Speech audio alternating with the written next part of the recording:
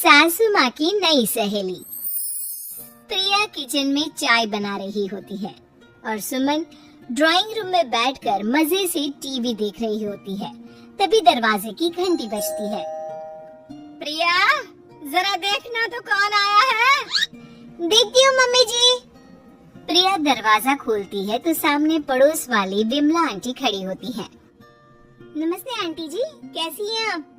मैं तो बिल्कुल ठीक हूँ बेटा, पर तेरी सास को क्या हुआ है? आजकल कहीं दिखती ही नहीं है। जब देखो तब टीवी के आगे जमी रहती है। अंदर तो आइए आंटी। अरे ओ दीपक की अम्मा, कहाँ हो?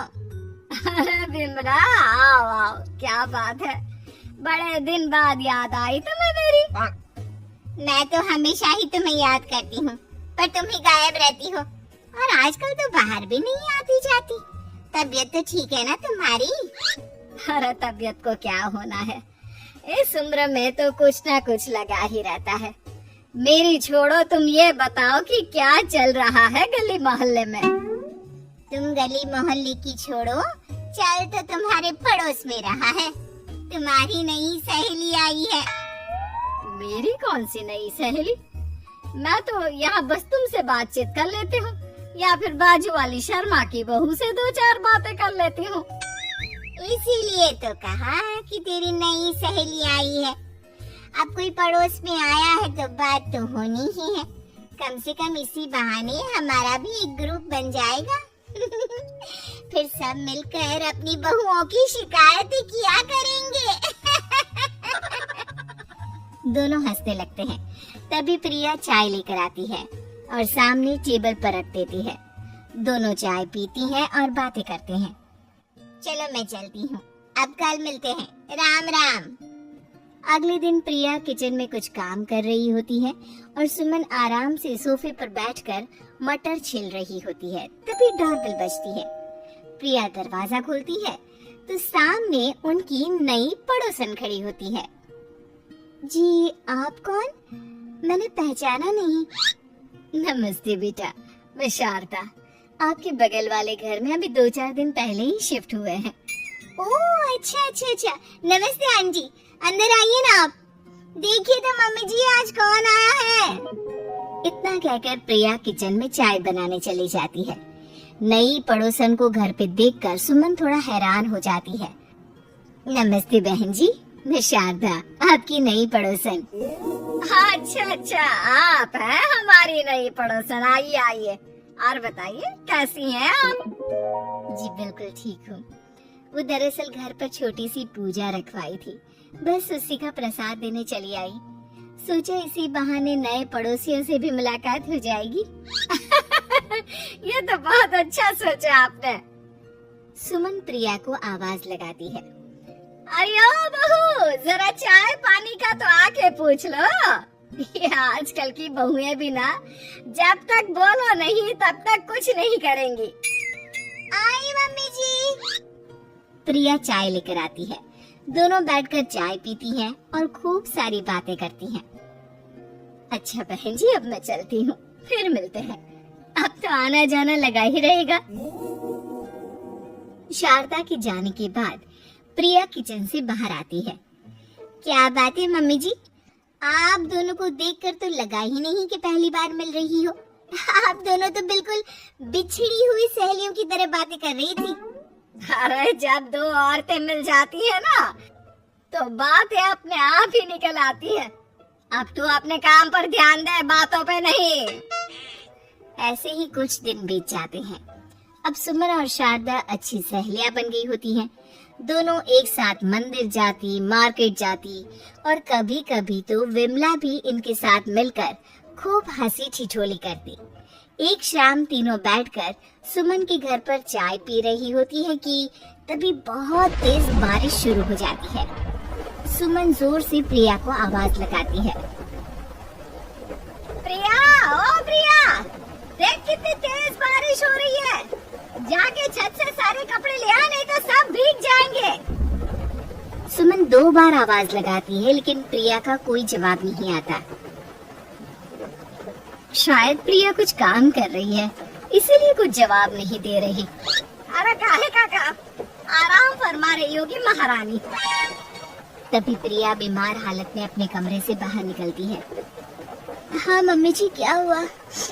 मेरी तबीयत थोड़ी ठीक नहीं है ना, इसलिए आग लग गई। अरे सारे कपड़े भीग गए और तुझे सोने से फुर्सत नहीं है। सबके सामने सुमन के मुंह से ऐसी बातें सुनकर प्रिया उदास हो जाती है और छत से कपड़े उतारने चली जाती है। सुमन, ये क्या बात हुई? प्रिया ने बताया ना कि उसकी तबीयत ठीक नहीं, इसलिए उसकी आंख लग गई। तुम भी ना खामखा उसे सबके सामने सुना दिया। अरे आप नहीं जानती शारदा जी, कुछ बहुएं ना बहुत आलसी होती है, घर का एक काम नहीं करना चाहती।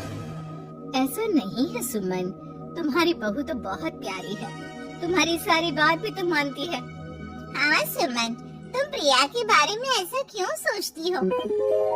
मेरी भी दो बहुएं हैं, लेकिन मैं उन्हें अपनी बेटियों की तरह रखती हूँ। आखिर वो भी तो किसी की बेटियां ही है ना। और अगर तुम ऐसा ही व्यवहार करोगी तो एक दिन प्रिया भी तुम्हारे साथ ऐसा ही बर्ताव करेगी। शारदा और विमला की बातें सुनकर सुमन की तो बोलती बंद हो जाती है। वहीं प्रिया भी बाहर से सारी बातें सुन रही होती है। अरे मैं कोई उसकी दुश्मन थोड़ी ना हूँ, मैं भी उसकी माँ हूँ, लेकिन कभी कभी सास बनना पड़ता है, नहीं तो बहुएं हाथ से निकल जाती है। देखो सुमन, ये सब सोच का फर्क है।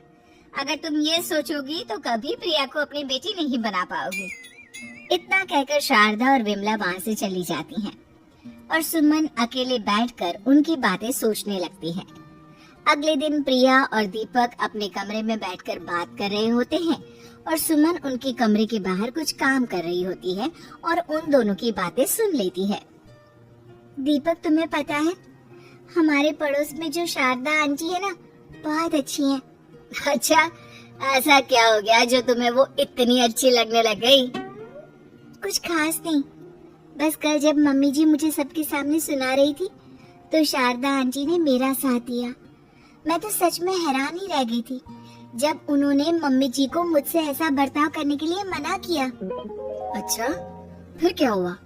होना क्या था, शारदा आंटी तो मम्मी जी को समझा ही रही थी कि बहू को भी बेटी की तरह ही रखना चाहिए, लेकिन मम्मी जी तो मम्मी जी है ना, उन्हें तो मुझ में हमेशा कमी ही दिखती है।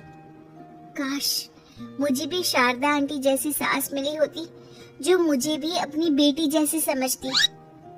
सुमन ये सब सुनकर बहुत उदास हो जाती है और वहाँ से चली जाती है। प्रिया की बातें सुमन के कानों में बार बार गूंज रही थी। उसे बहुत शर्मिंदगी महसूस हो रही थी कि उसने प्रिया के साथ बहुत गलत किया है। अगले दिन सुमन शारदा और विमला को बुलाती है। क्या बात है सुमन, आज तूने ऐसे अचानक क्यों बुलाया? सब ठीक तो है ना? हाँ, सब ठीक है, तुम दोनों बैठो तो सही। तब तक दीपक और उसके पापा भी आ जाते हैं। प्रिया, तुम भी आ जाओ। क्या हुआ मम्मी जी, आपने बुलाया? हाँ प्रिया बेटा, मैं आज सबके सामने तुमसे माफी मांगना चाहती हूँ। मैंने आज तक तुम्हारे साथ बहुत बुरा व्यवहार किया है, लेकिन तुमने कभी भी मेरे साथ बुरा बर्ताव नहीं किया। मुझे अपनी गलती का एहसास हो गया है, हो सके तो मुझे माफ कर देना। प्रिया अपनी सास की बातें सुनकर हैरान हो जाती है। उसकी आंखों में आंसू आ जाते हैं। प्लीज मम्मी जी, आप मुझसे माफी मत मांगिए, मैं भी आपकी बेटी ही हूँ। वैसे एक थैंक यू तो मेरी नई सहेली को भी बनता है, जिसकी वजह से मुझे मेरी गलती का एहसास हुआ। शारदा बहन, आपका बहुत बहुत शुक्रिया जो आपने मेरी आंखें खोल दी। अरे क्या सुमन, तुम भी ना? तो फिर इसी बात पर चाय और पकोड़े हो जाए? हाँ, क्यों नहीं।